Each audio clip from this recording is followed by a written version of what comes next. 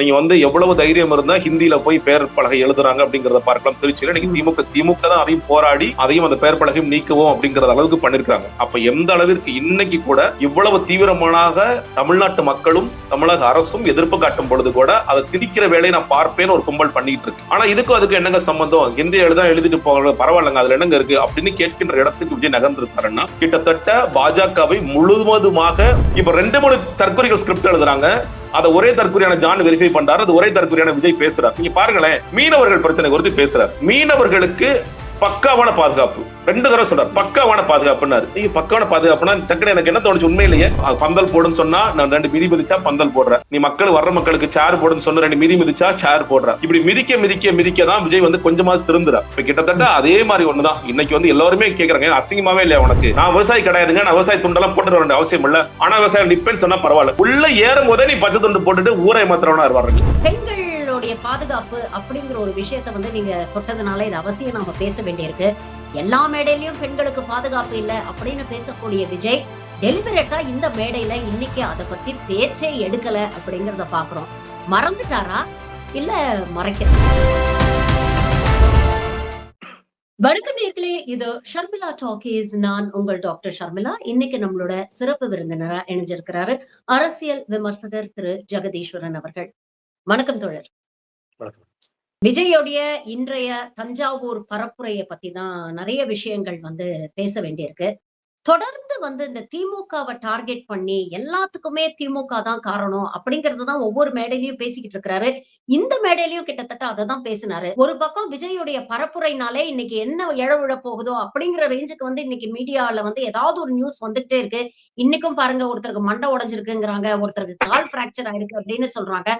தொடர்ந்து ஒரு பக்கம் வந்து ரூல்ஸை இவங்க தெரிஞ்சே பிரேக் பண்றாங்க அப்படிங்கிற ஒரு விஷயத்த நம்மளால பார்க்க முடியுது. ஆனா மேடையில ஏறி எங்களுக்கு எஸ்ஓபி போட்டு எங்களை முடக்குறாங்க அப்படின்னு திமுக மேலதான் குற்றச்சாட்டையும் வைக்கிறாரு. எதற்கெடுத்தாலும் திமுக தான் காரணம் அப்படின்னு சொல்லக்கூடிய இந்த மனநிலை எங்க இருந்து வருது? எந்த எண்ணத்துல இது பண்றது? நான் வந்து ஆரம்பத்துல என்னுடைய பேட்டிகள்லாம் நீங்க கொடுக்கும்போது பாஜகவுடைய ஆளாக விஜய் இருக்கக்கூடுமோன்னு எல்லாருக்கும் பொதுவாக கேட்கிற ஒரு கேள்விதான். நான் அந்த நேரத்துல இல்லங்க, பாஜகவோட பேக்கிங்ல அவர் இல்லைன்னு சொல்லியிருக்கேன். பாஜகவை கொள்கை எதிரியாக பாஜகவையும் பார்க்கின்றார். மேபி அந்த திமுக எதிர்க்கின்ற அளவிற்கு எதிர்க்கலையோ அப்படிங்கிற அளவுக்கு இருந்துச்சு. செப்டம்பர் 27 கரூர் இன்சிடென்ட்டுக்கு பிறகு கிட்டத்தட்ட விஜய் பாஜக அப்படிங்கிற வார்த்தையை கூட பயன்படுத்துறதே இல்லை. அதுல இருந்து ரொம்ப விலகி வந்துட்டார். அவர் மட்டுமல்ல, அவர் கட்சியை சேர்ந்தவர்கள் யாரும் பேசுறது இல்லை. அது திருப்பரங்குன்றம் இஷ்யூவா இருக்கலாம், இல்ல வந்து அதற்கு பிறகு நீங்க பாண்டிச்சேரியில போய் பாஜக புகழ்ந்ததாக இருக்கலாம். நீங்க கடைசி கூட்டம் வேலுக்கூட்டம் உச்சபட்சம் இங்க முதலமைச்சர் ஸ்டாலின் அவர்கள் இது வந்து தமிழ்நாட்டிற்கும் டெல்லிக்குமான போட்டி என்று சொல்லும் பொழுது இன்னைக்கு கூட நீங்க பார்க்கலாம், நீங்க வந்து எவ்வளவு தைரியம் இருந்தா ஹிந்தியில போய் பெயர் பலகை எழுதுறாங்க அப்படிங்கறத பார்க்கலாம். திருச்சியில நீங்க திமுக தான் அதையும் போராடி அதையும் அந்த பெயர் பலகையும் நீக்குவோம் அப்படிங்கற அளவுக்கு பண்ணிருக்காங்க. அப்ப எந்த அளவிற்கு இன்னைக்கு கூட இவ்வளவு தீவிரமாக தமிழ்நாட்டு மக்களும் தமிழக அரசும் எதிர்ப்பு காட்டும் பொழுது கூட அதை திணிக்கிற வேலையை நான் பார்ப்பேன்னு ஒரு கும்பல் பண்ணிட்டு இருக்கு. ஆனா இதுக்கும் அதுக்கு என்னங்க சம்பந்தம்? ஹிந்தி எழுதிட்டு போக பரவாயில்லங்க, அதுல என்னங்க இருக்கு அப்படின்னு கேட்கின்ற இடத்துக்கு விஜய் நகர்ந்திருக்காருன்னா கிட்டத்தட்ட பாஜகவை முழுவதுமாக முன்னின்று காப்பாற்ற ஒரு நபராக, இன்னும் சொல்ல போனா பாஜக அப்பட்டமாக பாஜக பி டீமா மாறிட்டாரோ அப்படின்னு தான் சொல்லி சொல்லுது. ஏன்னா இது தேர்தல் என்ன நாடாளுமன்றம் சொல்லி கேட்கிறார். அப்படின்னா விஜய் வந்து அவ்வளவு முட்டாளா அப்படின்னு நமக்கு தெரியாது. ஆனா விஜய் தெரிஞ்சேதான் செய்கின்றார். நம்ம பாஜக பத்தி பேச வேண்டிய அவசியம் இல்ல, பாஜகவை காப்பாற்றுறது என்னுடைய முக்கியமான யுக்தி, பாஜக தொடர்ச்சியை காப்பாற்றுவேன் அப்படிங்கறதுல ரொம்ப தெளிவா இருக்காரு. சிபிஐக்கு அவர் அழைத்த போது கூட அது ஒரு கூட டக்குன்னு ஆரம்பிக்கும் போது சிபிஐ அப்படின்னு ஆரம்பிச்சாரு. சரி, இதை பெருசா பேச போறான்னு பார்க்கும் பொழுது எங்க அண்ணனை பார்த்து ஒரு 10 பேர் செல்ஃபி எடுத்துட்டாங்கன்னு சொல்லி அதோட முடிச்சிட்டார். இதுதான் உங்களோட பாஜக எதிர்ப்பாடா அப்படிங்கிற மாதிரி இருந்துச்சு. இன்னைக்கும் கூட ரொம்ப தொட்டும் தொடாம நீங்க ஜனநாயகன் குறித்து பேசும்போது கூட நீங்க பேசிருக்க வேண்டியது, நீ கரூர்ல இருந்து ஜனநாயகன் வரைக்கும் ஒரு வார்த்தை சொன்னார். கரூர்ல இருந்து ஜனநாயகன் வரைக்கும் என்ன பாஜக பாடப்படுத்துறாங்கப்பா, கொள்கை எதிர்த்து சொன்ன கர்நாடக பாடப்படுத்துறாங்கப்பான்னு சொல்லியிருந்தீங்கன்னா உண்மையிலே வந்து இன்னுமே கூட விஜய் வந்து பாஜக எதிர்ப்புல ஓரளவுக்கு இருக்காருன்னு சொல்லலாம். ஆனா இப்ப கூட சொல்லும் பொழுது இதற்கு முன்னின்று ஜனநாயகனுக்காக குரல் கொடுத்த முதலமைச்சர் ஸ்டாலினை பார்த்து அவர் அப்படியே பூசி மொழுகினாரு, அவருக்கு ஒரு நன்றி அப்படிங்கிறார். இன்னைக்கு கூட என்னுடைய பிரச்சனை ஜனநாயகன், அந்த ஜனநாயகனுக்காக எல்லோரும் குரல் கொடுக்கும் பொழுது கூட நான் குரல் கொடுக்காம வாய் மூடிட்டு இருந்தேன் அப்படிங்கிறது கூட விஜயால சொல்ல வரல. இன்ஃபேக்ட் இன்னைக்கு சொன்னது கூட கேட்டீங்கன்னா, நீங்க கூட ஒரு ட்வீட் போட்டிருந்தீங்க. நீங்க கூட ஒரு ட்வீட்ல போடும்போது ஒவ்வொரு விஷயமா நீ வந்து ஒரு மேடையில பந்தல் போடுன்னு சொன்னா நான் 2 மிதி மிதிச்சா பந்தல் போடுற, நீ மக்கள் வர்ற மக்களுக்கு சேர் போடுன்னு சொன்ன 2 மிதி மிதிச்சா சேர் போடுற, இப்படி மிதிக்க மிதிக்க மிதிக்க தான் விஜய் வந்து கொஞ்சமாவது திருந்துறா. இப்ப கிட்டத்தட்ட அதே மாதிரி ஒண்ணுதான் இன்னைக்கு வந்து எல்லாருமே கேக்குறாங்க, அசிங்கமாவே இல்லையா உனக்கு, ஜனநாயகனுக்காக எல்லாரும் குரல் கொடுத்துட்டாங்க, ராகுல் காந்தி முதற்கொண்டு குரல் கொடுத்தாரு, நீ அட்லீஸ்ட் ஒரு ரெசிப்ரோகேட் பண்ற மாதிரி ஒரு நன்றி நான் சொன்னியா, அந்த அளவுக்கு கூட உனக்கு குறைந்தபட்சமா கூட ஒரு ஒரு நன்றி சொல்ற உணர்வு கூட இல்லாத ஒரு நபரா நீ கேட்ட பிறகு ஏன்னா எல்லாரும் ஊரே சேர்ந்து அடிக்கிறாங்க, ஜனநாயகத்துக்கு நம்மளும் பேசுறது இல்ல, பேசுறவங்களுக்கு நம்ம நன்றி சொல்றது இல்லைங்கிற ஒரு பட்சத்துல மட்டுமே லைட்டா சொல்றதை தவிர, அந்த நேரத்துல கூட இந்த ஜனநாயகன் இன்று வரை வெளிவராததற்கு முக்கியமான காரணம் பாஜக அப்படிங்கிறத இவர் என்னைக்காவது சொல்லுவாருன்னு பாத்தீங்கன்னா சொல்லவே மாட்டேங்கிறார். ஏன் இவ்வளவு பயம்?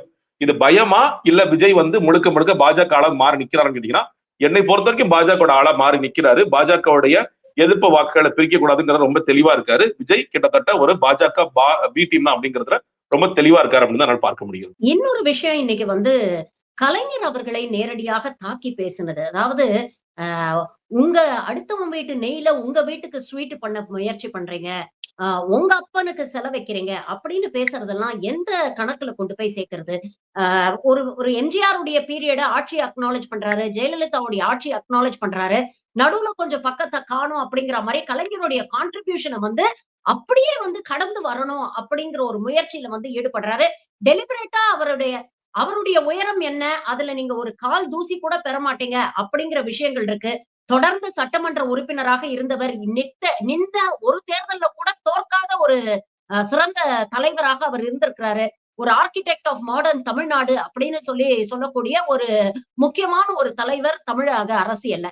அவர வந்து ரொம்ப இழிவா பேசுறது, ரொம்ப சிறுமைப்படுத்தி பேசுறது, இதெல்லாம் வந்து எப்படி பாக்குறது? ஏன்னா ஒரு காலத்துல நீங்களே மேடையில ஏறி கருணாநிதி, உதயநிதி, இன்பநிதி இந்த பேரெல்லாம் சொல்லும் பொழுதே வந்து நமக்கு அப்படியே உற்சாகமா இருக்கு அப்படின்னு பேசினவரு, கலைஞருக்கு செலவைக்கணும்னு பேசின அதே வாய் இன்னைக்கு இப்படி பேசுது அப்படின்னு நினைக்கும் பொழுது உண்மையிலேயே வந்து ஒரு பக்கம் எரிச்சல் வந்தாலும் இன்னொரு பக்கம் இப்படிப்பட்ட ஒரு மனநிலையை அடுத்த தலைமுறைக்கு கடத்துறாரே அப்படிங்கிற ஒரு விஷயமும் வருது.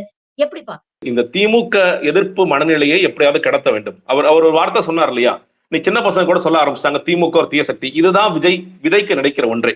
நீ ரொம்ப குட்டி பசங்க முதற்கொண்டு நீங்க அவங்க நிறைய ஷார்ட்ஸ் அண்ட் ரீல்ஸ் பாக்குறாங்க. எனக்கு சில பசங்கள்ட்ட பேசும்போது ரொம்ப அதிர்ச்சியா இருக்கு. அவங்க வந்து நான் ஒரு சின்ன குழந்தைகிட்ட பேசிட்டு இருக்கேன், ஒரு 9 வயது குழந்தைகிட்ட பேசிட்டு இருக்கேன். அந்த பொண்ணுக்கு வந்து தெரிந்த 2 விஷயம், அது திடீர்னு என்ன பார்த்து கேக்குது, ஏன் நீ கட்சி விட்டு வந்திருக்கீங்கன்னு கேட்டு எனக்கு அதிர்ச்சியா இருந்துச்சு. இது வரைக்கும் நான் அந்த பொண்ணு அப்படி பேசவே கிடையாது. அந்த குழந்தை வந்து என்ன கேக்குது, கட்சி விட்டு நீங்க வந்திருக்கீங்க, எனக்கு என்னடா பதில் சொல்றேன்னு தெரியல. நான் கொஞ்சம் எக்ஸ்பிளைன் பண்ணிட்டு இருக்கேன்.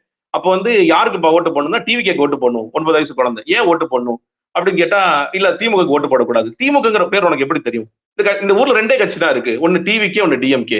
டிஎம்கே வந்து ஒரு தீய சக்தி.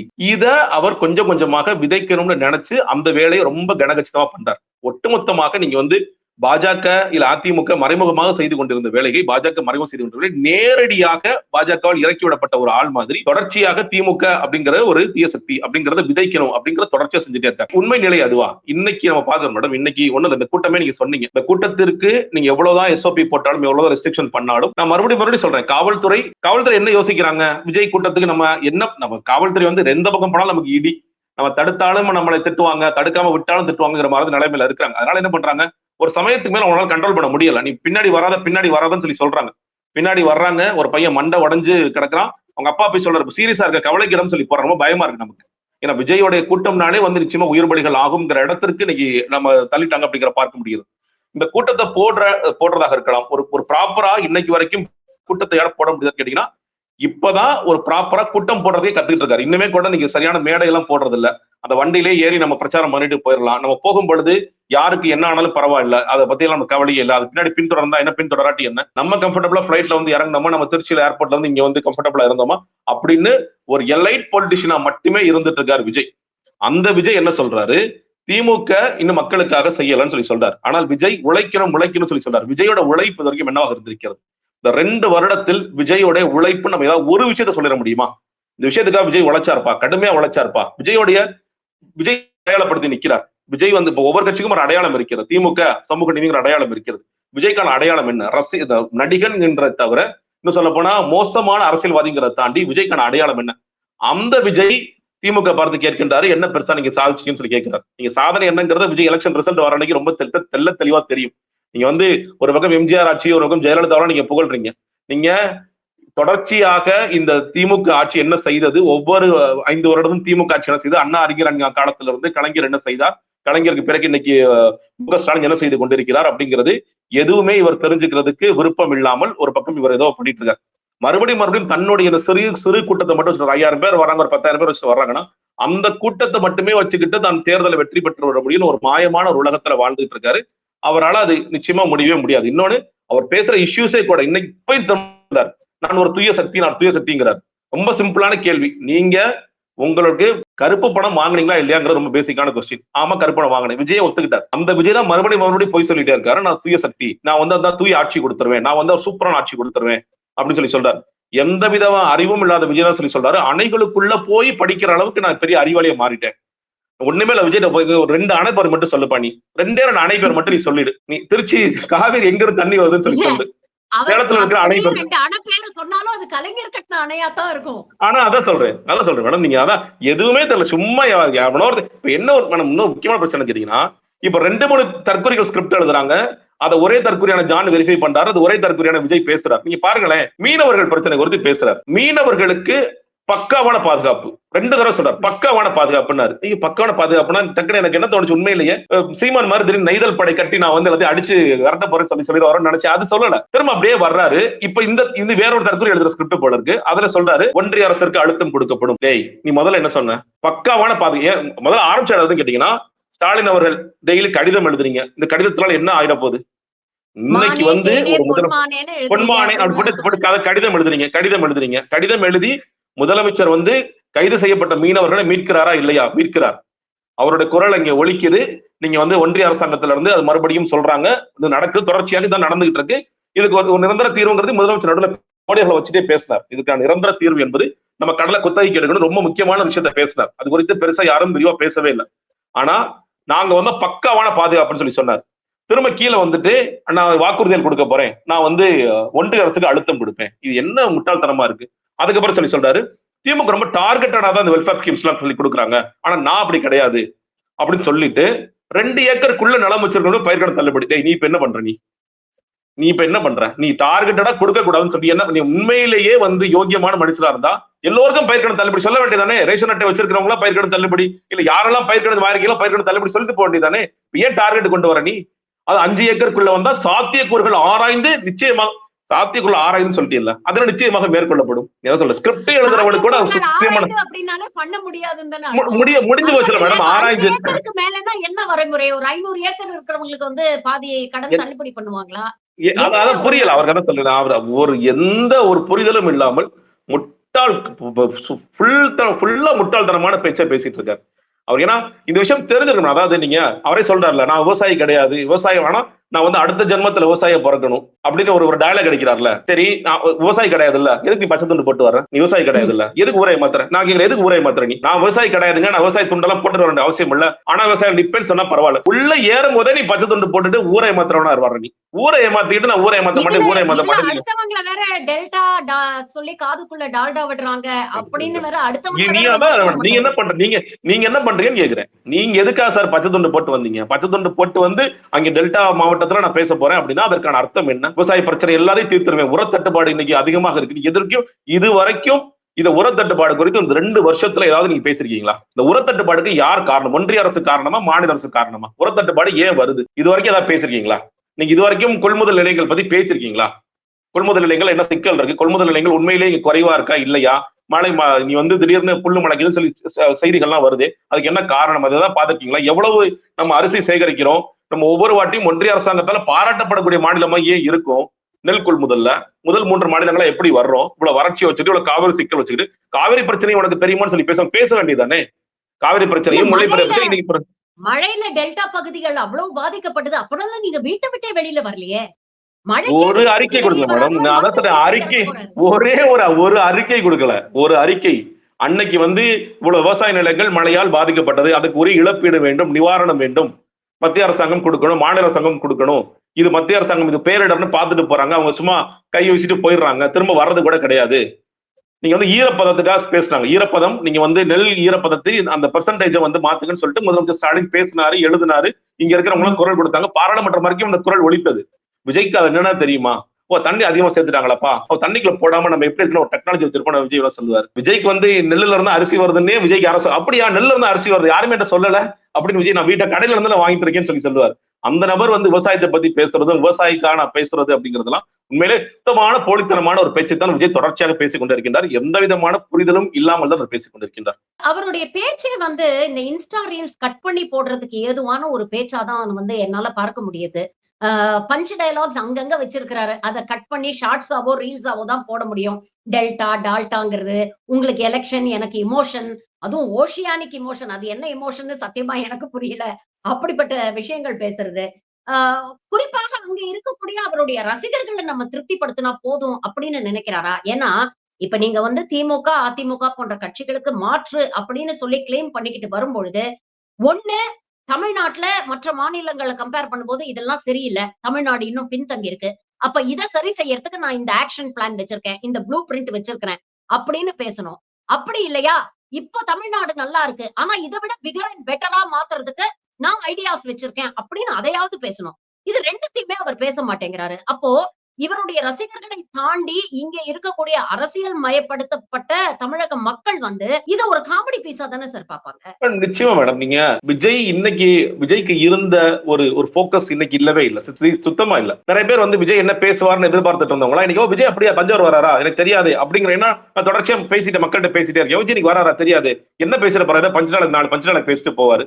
அது ஏங்க இப்ப கேட்டுக்கிட்ட பாத்துக்கலாங்க, ஏதாவது நியூஸ் வரும்போது பாத்துக்கலாங்க அப்படிங்கிற இடத்துக்கு நகர்ந்து வந்துட்டாங்க.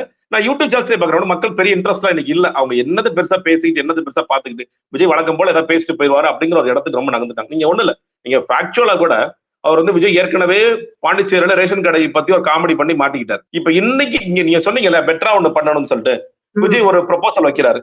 500 குடும்பங்களுக்கு ஒரு ரேஷன் கடை. தம்பி அது ஏற்கனவே இருக்குப்பா, ஏற்கனவே அது இருக்கு. 1000 கடைகளுக்கு இருக்கு. அதுக்கு சில இடங்கள்ல 500 கடைகளுக்கு இருக்கு. சில இடங்கள் மக்களோட பாப்புலேஷன் பொறுத்து 1300 1400 இருக்கு. இல்லாத ஒன்று கிடையாது. என்னது பெண்களுக்கு இடையாளர்கள் தனியா, ஆண்களுக்கு என்ன சொல்ல வர என்ன சொல்ல வராருன்னு எனக்கு புரியல. ஏற்கனவே வந்து நம்ம சூர்யா வெற்றிகொண்டான் ஒரு நியூஸ் சேனல்ல பேசினார். பெண் எஸ்பி, ஆண் எஸ்பி, பெண் கலெக்டர், ஆண் கலெக்டர், பெண் பேராசிரியர், ஆண் பேராசிரியர், இது மாதிரியா? அது மாதிரி நீங்க அதாவது இவர் சொல்ல வர பாயிண்ட் என்னன்னு கேட்டீங்கன்னா, நான் பெண்களுக்கு அதிகமான முக்கியத்துவம் கொடுக்குறேன். நீங்க இன்னைக்கு அன்பில் மகேஷ் பொய்யாமொழி நம்மளுடைய கல்வித்துறை அமைச்சர் ஒரு முக்கியமான வீடியோ ஒன்று போட்டிருக்காரு. அதுல நீங்க பாருங்க, நம்ம வந்து இந்த புதுமை பெண் திட்டத்தினால் நீங்க ஜிஆர் எவ்வளவு உயர்ந்து 48% இருந்த ஜிஆர் 75% மாறி இருக்கிறது. இதை திராவிட மாடல் 2.2 ஆட்சி வந்தால் 100% மாற்றுவோம். விஜயால இதை பேசு, இதெல்லாம் விஜய் பேசணும். நீங்க அதெல்லாம் முடியாதுங்க. 75 பொய் சொல்றாங்க. விஜயால பேச முடியாது. ஏன்னா இது ஃபேக்ட், இது ஃபேக்சுவலா சொல்லி சொல்றாங்க. இது எந்த மாநிலத்திலும் இது நடக்கவே நடக்காது. அடுத்த 30 வருடத்திற்கு கூட நடக்காது. ஆனால் தமிழ்நாடு அந்த இடத்தை நோக்கி போயிட்டு இருக்கு. எல்லா பெண் குழந்தைகளும் கண்டிப்பாக கல்வி பயின்றே ஆக வேண்டும். கல்லூரிக்கு போயே ஆகணும் அப்படிங்கிற ஒரு உயர்ந்த டார்கெட்டை நோக்கி ஓடிட்டு இருக்காங்க. விஜயோட இன்னும் சொல்ல போனா இந்த பெண் கல்லூரி மாணவிகள் எல்லாம் விஜயோட ரசிகர்கள். அவங்கதான் அந்த மாணவிகளையும் சேர்த்து படிக்க வச்சு அவங்களுக்கு நல்ல நிலைமைக்கு உண்டாக்கணும், அப்படி உயர்த்தணும் சொல்லிட்டு இங்க ஒரு அரசாங்கம் போராடிட்டு இருக்கு. ஆனா விஜய் இதை விட என்ன பெட்டரா செஞ்சிட முடியும்? நீங்க அவங்களுடைய ரசிகர்களா இருக்கக்கூடிய பசங்களுக்கு தமிழ் புதல்வன் திட்டம், இந்த மாதிரி புதுமை பெண் திட்டம்னு இருக்கு.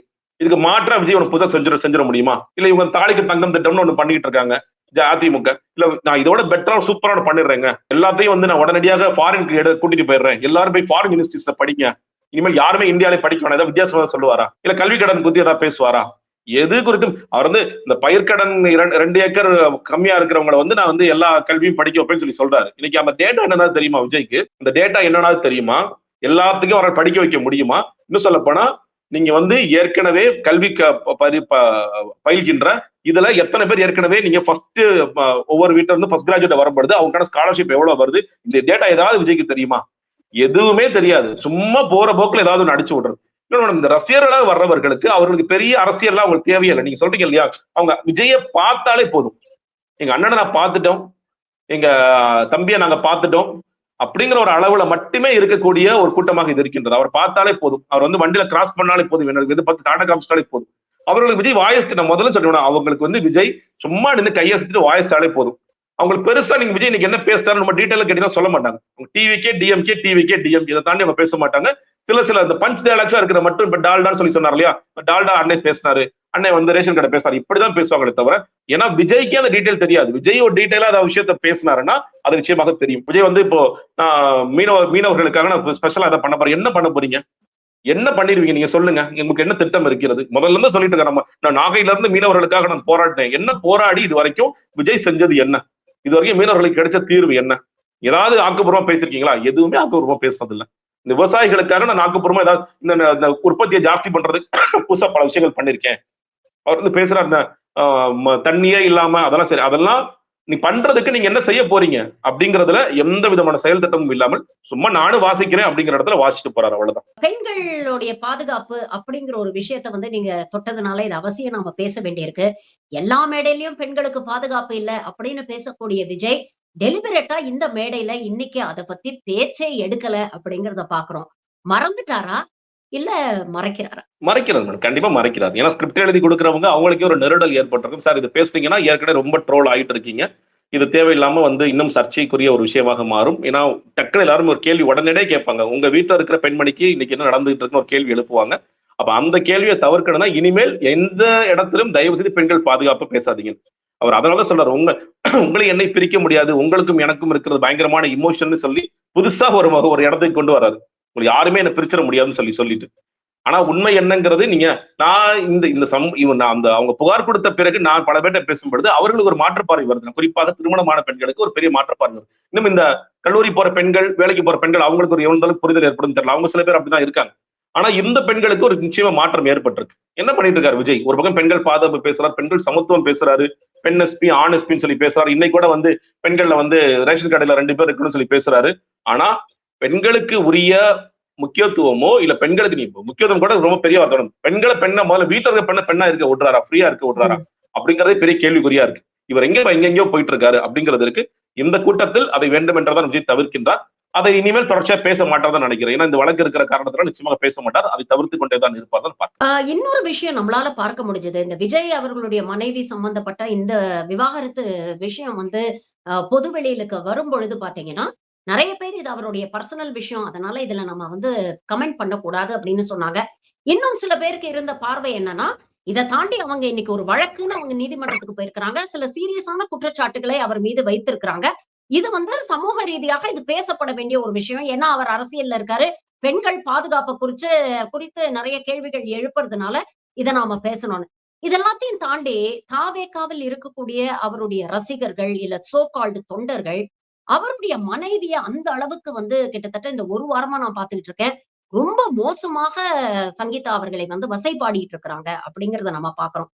ஒரு மனிதராக நீங்க அரசியல் கட்சி தலைவர் அப்படிங்கறதெல்லாம் அப்புறம், ஒரு மனிதராக உங்க எக்ஸ் வைஃபாவே இருக்கட்டுமே, இல்ல உங்களுக்குள்ள மனஸ்தாபம் இருக்கட்டுமே, ஆனாலும் இது விமர்சிக்காதீங்க. இது என்னுடைய பர்சனல் விஷயம்.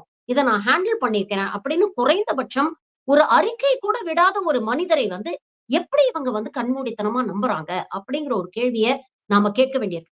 இதுல ஏன் கேட்கிறேன் அப்படின்னா, இன்னைக்கு பாருங்க, பத்திரிகையாளர் சங்கம் மூலமாக கடுமையான கண்டனங்களை வந்து தாவேகா மீது வச்சிருக்கிறாங்க, அந்த கட்சி மீது. அந்த கட்சியைச் சேர்ந்தவர்கள் சோசியல் மீடியால பல்வேறு நியூஸ் சேனல்ஸ் பேரை வச்சே ஃபேக் ஐடிஸ் ஓபன் பண்ணி, அந்த ஐடிஸ் மூலமாக நியூஸ்ல இருக்கக்கூடிய ஜேர்னலிஸ்ட கொச்சைப்படுத்துறது, பொய் செய்திகளை பரப்புறது, மற்ற சோசியல் மீடியா இன்ஃபுளுசர்ஸ வந்து ஹராஸ் பண்றது, இதெல்லாம் வந்து ஒரு கான்சென்ட்ரேட்டடா ஒரு அட்டாக்கா ஒரு ஆர்கனைஸ்டு கிரைமா இவங்க பண்ணிட்டு இருக்காங்க அப்படின்னு கடுமையான கண்டனங்கள் வந்திருக்கு. இது எப்படிப்பா?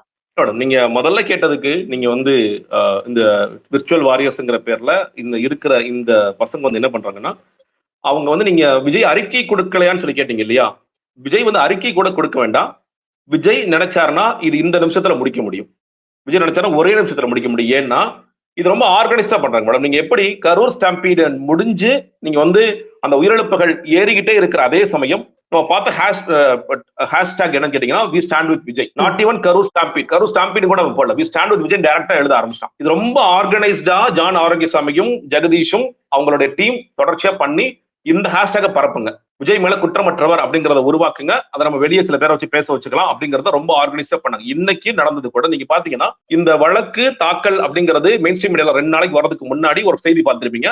ஊடக விவாதங்களில் யாரும் பங்கேற்க வேண்டாம், செய்தி தொடர்பாளர்கள். அந்த ஏன் வருதுன்னு கேட்டீங்கன்னா, இவங்களுக்கு விஷயமாக தெரியும். இன்னொன்னு, இவங்க பல கான்ஸ்பிரசி சொல்றாங்க, அவங்க ரிலீஸ் பண்ணிருப்பாங்க, இவங்க ரிலீஸ் பண்ணிருப்பாங்க. இன்னொரு கான்ஸ்பிரசி, இதை விஜய் தரப்பே கூட ரிலீஸ் பண்ணிருக்குங்கிறது கான்ஸ்பிரசி இருக்கு. இதை யாரு வெளியே விட்டா? கண்டிப்பா கோர்ட்ல இருந்து வெளியே வரல. கோர்ட் ஸ்டாம்ப் அதுல இல்ல, கோர்ட் சீல் அதுல இல்ல. அப்ப நிச்சயமாக ஒண்ணு சங்கீதா தரப்பு பண்ணிருக்கணும், இல்ல விஜய் தரப்பு பண்ணிருக்கணும். சங்கீதா தரப்பு பண்ண வேண்டிய அவசியம் இல்லை. ஏன்னா அவங்க அப்படி பண்ணணும் பண்ணாங்கன்னா அவங்க நிறைய பிரஸ் மீட்டே கொடுத்து விஜய் வந்து என்ன பண்ணணுமோ பண்ணிட்டு போயிடுவாங்க. அவங்களோட நோக்கம் அது அல்ல. சுமூகமா முடிச்சுக்கிட்டு நான் கிளம்புறேன் அப்படிங்கறத அவங்களோட நோக்கமாக இருக்கின்றது. அப்போ விஜய் தரப்பு தான் இதை பண்ணிருக்கக்கூடிய வாய்ப்பு இருக்கு. அதனாலதான் ஜான் 2 நாளைக்கு முன்னாடி யாரும் விவாதங்களுக்கு, ஏன்னா ரொம்ப பெரிய கான்ட்ரவர்சிஸ்ல ஒண்ணும் போகல. நீங்க 2 நாள்ல ஏதாவது யாராவது மோசமா ஏதாவது பேசிட்டாங்களா? எப்பயுமே மோசமா தான் பேசுறாங்க. இப்ப யாராவது தற்கொலை மாதிரி பேசுறாங்க, எப்பயுமே தற்கொலையா தான் பேசுறீங்க. அப்ப திடீர்னு வந்து ஜான் சொல்வதற்கான காரணம் இதுவாக இருக்கலாம். ஒன்று, இந்த வந்த உடனேயே வந்து ஸ்டாண்ட் வித் விஜய் அப்புறம் சங்கீதாவை அட்டாக் பண்றது, இந்த மாதிரி விஷயங்கள் செய்யறது கேட்டீங்கன்னா ரொம்ப ஆர்கனைஸ்டா இந்த பசங்க பண்றாங்க. அது வந்து கண்டிப்பா தெரியும். இது ரொம்ப மோசமான அளவுக்கு பண்ணுவாங்க. அவங்களோட கேரக்டர் அசஸ்மெண்ட் பண்ற அளவுக்கு போவாங்க அப்படிங்கிறது தெரியும். அதுக்கு வெளியே ஆட்கள் வச்சு பண்ணுவாங்க. நீங்க வந்து சோசியல் மீடியா ஆட்கள் வச்சிருக்கீங்க. ஏன்னா இப்ப நான் கட்சியில இருக்கும்போது சொல்லுவாங்க, இந்த விஷயங்களை ப்ரமோட் பண்ணுங்க, இந்த விஷயங்களை ப்ரமோட் பண்ணாதீங்க. மேல இன்ஸ்ட்ரக்ஷன் வரும். மோஸ்ட்லி ஜான்ட இருந்து வரும். ஜான்ட இருந்து அந்த ஐடிவியோட தலைவருக்கு வரும். ஐடிவி தலைவர் அப்படியே வந்து அது எல்லாத்தையும் பண்ணுவாரு. அவர் எல்லாருக்கும் அதை பரப்புவாரு. அது மூலியமாக ரொம்ப ஆர்கனைஸ்டா பண்ணிட்டு இருப்பாங்க. அதனால இதை பண்றதே விஜய் தான் என்ன பொறுத்த வரைக்கும். அதனால விஜய் ஸ்டாப் பண்ணுவாரா நீங்க நினைச்சே பாக்க. மாதசங்கம் கண்டனம் தெரிவிச்சால் கூட ஸ்டாப் பண்ண மாட்டாங்க. அடுத்ததாக இந்த மீடியாவும் இது பண்ணீங்க பாத்தீங்கன்னா, நீங்க இவனுங்க பேசுறாங்க இல்லையா, பெண்கள் பாதுகாப்பு, பெண்கள் இதெல்லாம் பேசுவாங்க. அந்த வார்த்தைகள் சொல்வது ரொம்ப கேவலமா இருக்கும். அந்த மீடியாவுக்கு வைத்த அந்த பெயர்கள்ல கூட ஒரு கேவலமான பாடல் சிந்தனை மட்டும்தான் அதுல இருக்கிறது. நீங்க அந்த வச்ச பெயர்கள் எல்லாத்துலயுமே வந்து வக்கிரமான சிந்தனை அவர்களிடம் இருக்கிறது. தாவேக்காங்கிறது என்னங்கிறத புரிஞ்சுக்கிறதுக்கு ரொம்ப ரொம்ப வக்கிரமான சிந்தனை மட்டும்தான் இருக்கு. அந்த பெயர்கள்ல இந்த நியூஸ் சேனல்ஸோட பேரை வச்சு தொடர்ச்சியா ஃபேக் ஐடிஸ் வச்சு நான் ஏதோ மெயின் ஸ்ட்ரீம் மீடியாவோட நான் பெரிய ஆளுன்னு சொல்லி காமிச்சுக்கிறேன். நான் எனக்கு இன்னுமே வந்து எனக்கு கோவமே இருக்கு. மெயின் ஸ்ட்ரீம் மீடியா இன்னைக்கு கூட்டத்தெல்லாம் விஜய் கூட்டத்தெல்லாம் புறக்கணிக்கணும். நீங்க விஜய்க்கு வேற எப்படிதான் பாடம் கத்துக் கொடுக்க போறீங்க? இன்னைக்கும் வந்து அவங்க துரத்துறாங்கன்னா நீங்களும் துரத்துறீங்க. இன்னைக்கு மீடியாக்கு அளவே பண்ணல. நான் ஃபீல் எடுத்து கொடுக்குறேன், நீ அதை போட்டுக்கன்னு சொல்லி சொல்றாங்க. மீடியா வராதுன்னு சொல்லி சொல்றாங்க. உங்களை இவ்வளவு கேவலப்படுத்துறாங்க. உங்களோட ஜேர்னலிஸ்ட கேவலப்படுத்துறாங்க. உங்களோட ஆங்கர்ஸ் தப்பா பேசுறாங்க. தொடர்ச்சியா ஒவ்வொருத்தர் ஐடியில பர்சனல் அட்டாக் பண்ணிட்டு இருக்காங்க. அவனுக்கு வந்து எதுக்கு நீங்க மறுபடியும் அவனை தூக்கி பிடிச்சிட்டே இருக்கீங்க? அதை பண்ணாதீங்க. ஒரு தடவையாவது பாடுங்கன்னா, அண்ணாமலைக்கு இதே வேலை பண்ணீங்க, மறுபடியும் இந்த வேலை பண்ணீங்கன்னா விஜய் மாதிரி ஒன்றுமே இல்லாத ஒரு நபரை தூக்கி பிடிச்சு இன்னைக்கு விஜய் இவ்வளவு தூரம் உயர்த்தி விட்டுருக்கிறது இந்த மீடியா தான். விஜய் வந்து உணர மாட்டார். அப்படி இருக்கும் பொழுது நீங்க விஜயை புறக்கணிக்காத வரைக்கும், கண்டனம் தெரிவிப்பதெல்லாம் விஜய் திருந்தவே போற மாட்டார். விஜய் இன்னும் மோசமா தான் அட்டாக் பண்ணுவார். விஜய் என்ன நினைப்பாரு, என் பின்னாடி தானே வருவா, நீ வந்துட்டே அப்படின்னு சொல்லி சொல்லுவார். அப்படி இருக்கும் பொழுது மீடியாக்கள் உண்மையில் செய்ய வேண்டியது கேட்டீங்கன்னா, எல்லோரும் முடிவெடுத்து விஜய் செய்திகளை புறக்கணிக்க வேண்டும். அடுத்த ஒரு மீட்டிங் நடக்குதா, ஒரே ஒரு மீட்டிங் புறக்கணிங்க. விஜய் புரிஞ்சுக்குவார். இனிமேல் நம்ம செய்யக்கூடாது, நம்ம அடங்கிடணும். ஜான் புரிஞ்சுக்குவார். ஜான் இந்த வேலையை பண்ண மாட்டார். ஜெகதீஷ் இந்த வேலையை பண்ண மாட்டார். விஜய் இந்த வேலையை பண்ண மாட்டார். அதுதான் உண்மையான கண்டனமாக இருக்குமே தவிர, இந்த கண்டன அறிக்கைகள் மூலியமாக விஜய் கும்பலையோ திருத்தி விட நிச்சயமா முடியாது. அவன் மேற்கொண்டு இந்த வேலை பண்ணிட்டே தான் இருப்பான். அவன் தொடர்ச்சியாக இந்த பேஜஸ் வச்சிருக்கவே இந்த பேஜ் ரொம்ப ஆர்கனைஸ்டா பண்றாங்க. இதெல்லாம் ஒரு ஆபீஸ்ல உட்காந்து இந்த வேலையெல்லாம் பண்ணிட்டு இருக்காங்க. இதெல்லாம் ரொம்ப தனிநபர்கள் பண்றாங்களா, இதை பொழுதுபோக்கு பண்றாங்களா? இல்ல, ரொம்ப ஆர்கனைஸ்டா இந்த கிரௌட் வந்து ஒரு மாஃபியா மாதிரி இந்த வேலை பார்த்துட்டு இருக்கு. அப்படி இருக்கும்போது நீங்க கண்டனம் என்பது போதாது, அவரை புறக்கணியுங்கள். இந்த பேட்டர்ன் நீங்க எடுத்து பாருங்களேன். மோடிக்கும் விஜய்க்கும் நிறைய பேரலல்ஸ் நம்மளால பார்க்க முடியும். ஒரு மாற்றத்தை கொடுக்கிறேன் அப்படின்னு சொல்லிதான் மோடி வந்து அரசியலுக்குள்ள வந்தாரு. அதுக்கப்புறம் ஒரு முதலமைச்சரா இருந்து பிரதமர் ஆனாரு. கோத்ரா கலவரத்துல எத்தனை பேர் வந்து இறந்து போனாங்கன்னு நமக்கு தெரியும். இங்க பேரலலா ஒரு கரூர் சம்பவம். ஆனா இது எல்லாத்தையும் தாண்டி ஒரு கண்மூடித்தனமான ஒரு ரசிகர் கூட்டம் அவங்களுக்குன்னு இருக்கு. மோடி என்ன செஞ்சாலும் அவர் விமர்சனத்துக்கு அப்பாற்பட்டவர், தவறுகளுக்கு அப்பாற்பட்டவர் அப்படின்னு பேசுற மாதிரிதான் இங்க விஜய் என்ன தவறு செய்தாலும் அவர் தவறுகளுக்கு அப்பாற்பட்டவர், விமர்சனங்களுக்கு அப்பாற்பட்டவர்.